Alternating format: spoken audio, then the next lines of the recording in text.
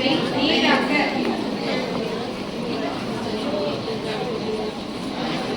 நீதி கொண்ட மனிதர்களை நேர்மையாளர்களை தூதர்களாக அனுப்பி பார்த்தான்.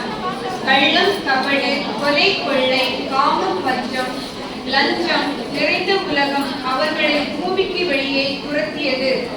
கண்ணுக்கு கண், பல்லுக்கு பல் எனும் குறிப்பிடித்த சித்தாந்தம் சிக்கலை வளர்த்தது. இதோ இறுதியாக தன் மகன் தன்னை மனிதனாக்கி மனுவே என்னும் பெயரோடு மண்ணுக்கு அனுப்புகின்றான். பொன்னோ பொருளோ அதிகாரமோ ஏதுமின்றி ஏழ்மையை உருகொண்டு அன்னை மரியின் மகவாய் மாட்டிடை குடியில் மன்னவன் விண்ணக தூதர்கள் வாழ்த்திசை பாடிட ஆட்டிடை உறங்கிய ஆயர்கள் வணங்கிட விண்மீன் வழிகண்டு ஞானிகள் தொழுதிட பூமி பந்தில் புதியதோர் சங்கீதம் எல்லாருக்கும் சமாதானம். இருண்டு கிடந்த மனிதம் விடியலை நோக்கி தவித்து கிடந்தது.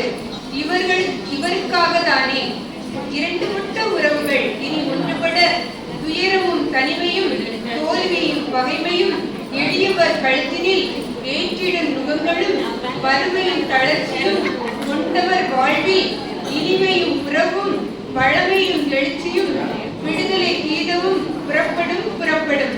சுவாலய சரித்திரம் பிறந்த நாளில் முடித்து போகும் ஏழ்மையின் சரித்திரம்.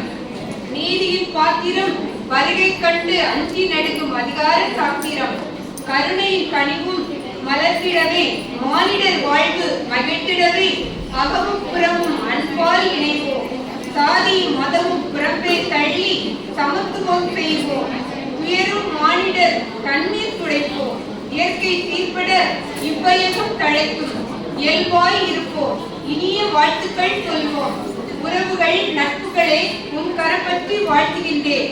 இனிய கிறிஸ்துமஸ் நல்வாழ்த்துக்கள். தேங்க்யூ.